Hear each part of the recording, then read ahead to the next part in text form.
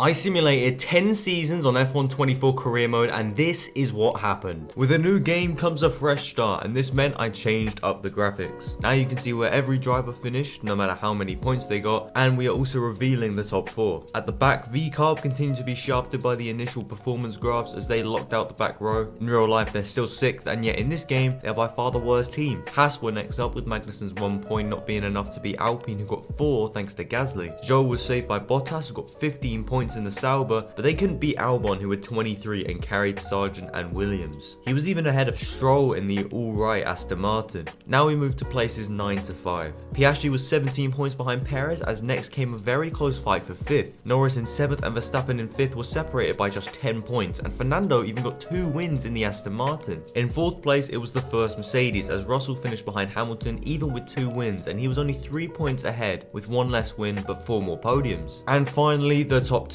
By process of elimination it is the 2 Ferraris that are left, but who came out on top? Well, Carlos Sainz was 2nd with 201 points and 1 win, as Charles Leclerc was our first champion of F1 24 with a massive 122 point gap to Carlos, as he made sure Ferrari got the constructors. A very welcome surprise after the horror show that was last game. For the first season of driver moves it was a quiet one, as Magnussen's reign of terrorism was over and in came Théo Pourchaire. For season 2 we have aero and chassis reg changes coming, and in the chart we can see that Ferrari are the fastest, McLaren are only 5th best, and Williams are the best of the back markers. On to season 2. The order at the back has changed in season 2, as Haas are now the worst team with Kick being 2nd worst. Alpine actually scored decent points as Gasly got 11 and Yuki managed 8 for VCarb while Ricciardo got none. Stroll was mid again and Perez was only 10th in the Red Bull. That was because Albon was 9th with 2 more points in the Williams, as his teammate got 0 points again. Piastri was next once again, but this time he got a win in a McLaren 1-2 at Spain, and Alonso climbed a place to 5th with another win in the bag, and that once again leaves us with both Mercedes and Ferraris in the top 4. Hamilton was 4th with another win under his belt, and next came Carlos Sainz with 3. And now it's down to George Russell or Charles Leclerc. Who would be the champion, George Russell or Charles Leclerc? This is probably the closest championship I've ever seen, but if you said Charles Leclerc you would be right, as he beat out George by 1 point. He only got 3 wins but finished off the podium just once all season, which ensured he got his 2nd championship. Ferrari were once again constructors champions because of this, and Red Bull dropped down to 5th and nearly into the clutches of Williams thanks to Perez. Onto the driver moves, and there were none. Yeah, this isn't looking good, but that only means it's gonna kick off next season. There were no reg changes for season 3, so can Leclerc continue his dominance and continue to bore fans? Let's find out. The teams have finally started to line up nicely, with Haas locking out the back row and Alpine and Kick following after. Sargent actually scored a point, so you know this Williams is kinda good now, hence why Albon isn't 10th or lower, and somehow both McLarens are.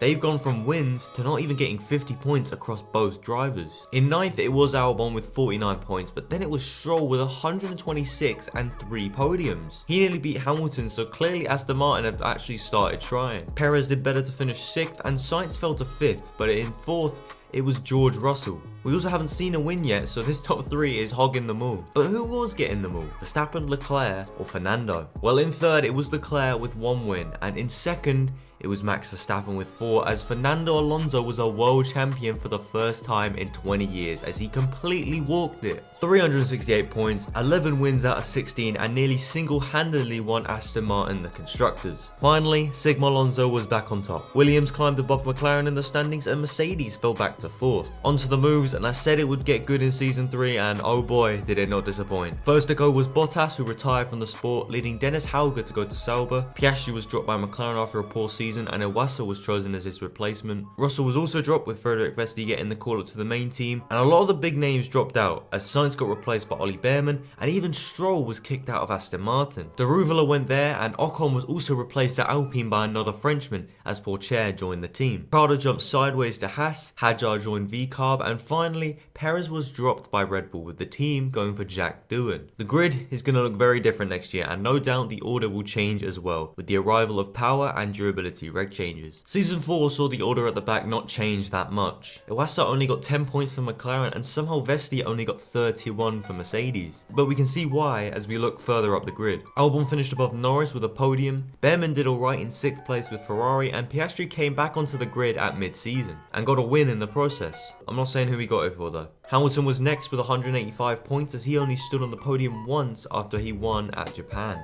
Verstappen was next with no wins but 11 podiums as once again the top two hogged all the wins. Second place was Leclerc though, as all 14 wins went to Fernando Alonso, who got his second title of the sim and a massive 406 points, as he got on the podium every race and won all but 2 of them. A truly incredible season from Fernando. Easy to say that Aston Martin won the constructors by a landslide and the top 4 stayed the same. Williams were ahead of McLaren once again, with Albon getting severe back pain from all the team carrying he was doing. 72 points while your teammate gets none is insane, but that is Logan Sargeant activity. But now it's time for the moves, as it got real crazy once again. At mid-season, a lot of teams changed it up as Daruvala was dropped with Piastri moving to Aston Martin, hence why he got so many points in just 8 races. Pourchaire moved to Mercedes, Hülkenberg joined Alpine, Hauger went to Haas, Hajar went to Sauber, and finally Vesti joined VCarb. At post-season, Hülkenberg called it quits, which meant Zayn Maloney joined Alpine. Gasly was dropped by the team as Lance Stroll returned to the sport, and Pourchaire was also dropped by Mercedes after a mid-8 races. Daruvala was his replacement. Verstappen was also dropped by Red Bull as they elected to go with free agent Sainz rather than sign Max on for another contract. Sargeant was also finally dropped as Hauger joined Williams, Martins joined the grid with Haas, Piastri got dropped by Aston Martin, and Behrman joined the green team. Final move was Fittipaldi as he joined Ferrari. There were more reg changes as chassis was being affected, and so can we expect any change in the order for season 5? We were now up to a 23 car grid, and at the back were the Alpines followed by Vesti and Hauger. Surprisingly, Hajar got some points for Sauber and Yuki got quite a few for VCarb. By the way, the drivers in white are drivers who were free agents at the start of the season but have come into the sport at mid-season. Perez was one of them as he got 40 points and Daruvala actually managed a podium with just 29. Next up is Norris and then insanely Zhou Guanyu, who got 57 points and a bloody podium for that joke of a team. Albon was up there as usual with 68 points, and then it was Russell who was ahead of Hamilton despite only doing 8 races. In fourth, it was the Red Bull of Carlos Sainz who got a win, and then came his former teammate Leclerc in third with no wins but nearly 40 more points. Behrman was a very good second with 5 wins and 14 podiums, but that obviously means that Fernando Alonso made it 3 in a row as he got 368 points and another 9 wins to add to his collection. Spoiler though, he is not leaving after this season, he's still hungry for more. Williams still stayed ahead of McLaren as both teams were basically fighting with one driver, and Zhou nearly helped Sauber pass both, missing out by 4 points. On to the moves, and at mid-season, 3 drivers were booted out of the sport. Fittipaldi, Doohan and Maloney were replaced by Russell, Perez and Daruvala as Sargeant somehow secured a Mercedes seat for half a year. At post-season, however, Hamilton retired, so I guess Logan's going to be staying for a bit longer. Ocon finally got the Mercedes seat as Perez was dropped once again by Red Bull with Fittipaldi replacing him.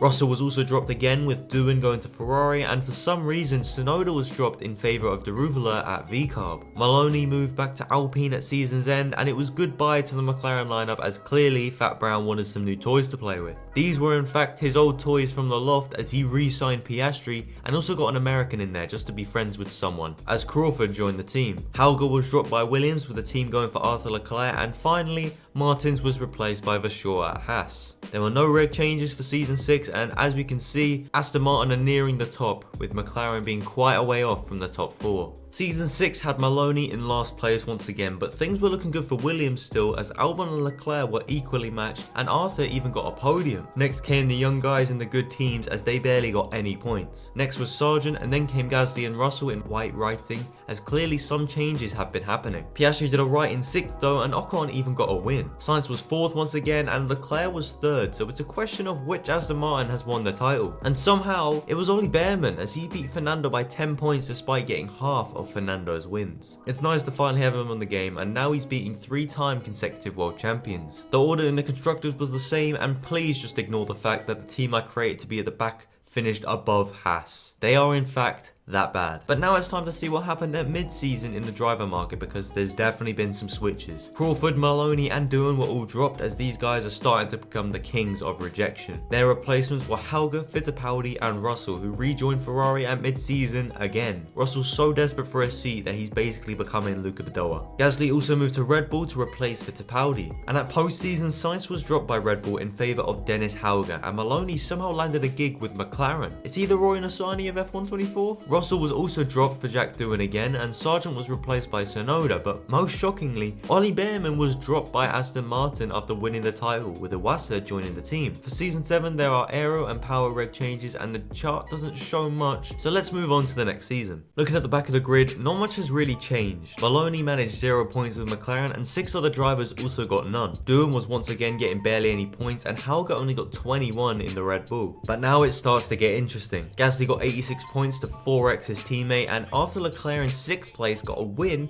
and nearly beat Tsunoda in a Williams. In fact, he got this win in a Williams 1-2. 4th place was Iwasa with 196 points and another win for Japan, but in 3rd it was Alonso. The Astons were finally off the top, and that leaves us with Charles Leclerc and Alex Albon in the Williams to fight it out for the title. And with a 51 point gap to 1st place, it was Charles Leclerc as Alex Albon won the World Drivers' Championship. He and Arthur Leclerc also helped the team win the Constructors again, which is really an insane sight. 6 wins and 9 podiums for the Thai driver, and something that I never thought I would see. More of this for the rest of the year, please, F124. But we've got to move on before I keep gushing at that result, because we need to talk driver moves. The regular droppings happened at mid-season as Maloney and Doohan were gone, and in came Sargent and Perez. At post-season, Perez was dropped and Maloney somehow got in the Ferrari. He really is Ruinasani. Benavides also made his entry onto the grid with McLaren as Zach Brown signed an American in place of an American. Iwasa was also dropped after only losing to Fernando by less than 30 points. His replacement was Victor Martins, and Isaac Hadjar was replaced by Roman Stanek at Sauber. It's nice to see all these different flags, to be honest. Czechia, Barbados, and of course all the Freedom Merchants. The final move was one of those as Ocon was replaced by Crawford at Mercedes. You can see Williams' great car for the first half of the year, which ultimately decided their championship, and although they are now 5th best, they're still quite close to the top. So let's see what Season 8 has in store for us. We are now up to 25 drivers on the grid, and at the back came the Saubers, followed by the Alpines, Hasses, and V-Carbs of the world. Benavides claimed an impressive 7 points at McLaren, and Maloney actually got 45 for Ferrari, which is an improvement. Sargent actually got a podium with whatever team he joined at mid-season, so fair play to him. Martins did alright at Aston with 94 points and 3 podiums, and the Williams pair of Leclerc and Albon occupied 6th and 7th, despite only getting 1 podium between them. Piastri got 2 wins, and in 4th it was Behrman. 3rd was Tsunoda with 3 wins, and somehow, I don't know how, but at the age of 50 years old, Fernando Alonso beat Leclerc by 43 points to claim his 4th title and move into 3rd place in the all-time titles list. The backmarkers are now not scoring any points, and Red Bull have really fallen off, only getting 69 points. Williams are up to 4th place because of this, and Aston Martin were champions once again. At mid-season, Martins, Maloney, and Benavides were dropped and replaced by Behrman, Sargent, and Hadjar. Sauber wanted to change their whole lineup at mid-season and got Ocon and Crawford instead of Zhou and Stanek. Iwasa was the final move as he moved to Mercedes. At post-season, Alonso was dropped by Aston Martin. Yeah, he didn't retire from the sport, but maybe he was just taking a sabbatical. His replacement was Jack Doohan, and another big name to drop out was Leclerc as Crawford got back into a good team. Juan Manuel Correa finally made his debut in F1 at Sauber in turn. Sargent was dropped and Perez joined Ferrari for like the 10th time at this rate. Novalak came in instead of Iwasa at Mercedes, and Fittipaldi was dropped and replaced by Benavides at Alpine. After a few amazing years, Arthur Leclerc also dropped out as he left Williams with Stanek joining the team. Hadjar was the final one to go as Maloney got another go at McLaren. For Season 9 we have chassis and durability reg changes, and with Fernando finally out of the championship, can anyone else take the crown in the penultimate season? Red Bull have really hit a new low, as in this year Gasly and Hauger were 14th and 15th with just 14 points across the season, as nearly Maloney got more points. That is saying something. Sargent once again was a beast as the mid-season sub as he got 55 points, and Stanek did well to get 70 points at Williams. But considering 11th place had 70 points, that means the points were very spread out. I've said points too many times. And fair dues to Novalak, who got a win for Mercedes in his first outing with them. Next was the Ferrari duo as Perez finished behind Crawford, and Norris re-entered F1 getting 116 points in just 8 races. And Albon continued to do the business, getting 132 points for Williams. In 4th it was another sub in as Iwasa got 159 points and 3 wins in half a year. 3rd was Doohan, who had finally managed to survive a full season in F1, and he even got a win. And that meant it was either Tsunoda or Behrman to take the championship. And for the second time, Ollie Behrman is a world champion with Aston Martin. He'd been sacked after winning his last one with them and somehow managed to get back in the seat to do it again. 199 points was the gap to second as he completely destroyed the championship. The constructors' standings have also not changed because of this. And so for For the final time, let's look at the driver moves. At mid-season, Novalak was sacked for Lando Norris, Maloney went to Alpine, and Doohan went to McLaren. Iwasa went back to Aston Martin, and that makes sense considering how many wins he got in such a short time. Crawford was dropped for Sargent, and Carrera was also replaced by an American as Benavidez went to Sauber. So many Americans, damn. At post-season, we said goodbye to some cult heroes across this video. Sonoda and Albon were both gone, and Iwasa retired from the sport. Keep in mind, he retired before Fernando because he's still just chilling in the free agents. Hadjar went to Mercedes, Doohan went to Williams, with Martins going to McLaren, and Fittipaldi was off to Aston Martin. Sargent was sacked by Ferrari as Leclerc returned to the sport,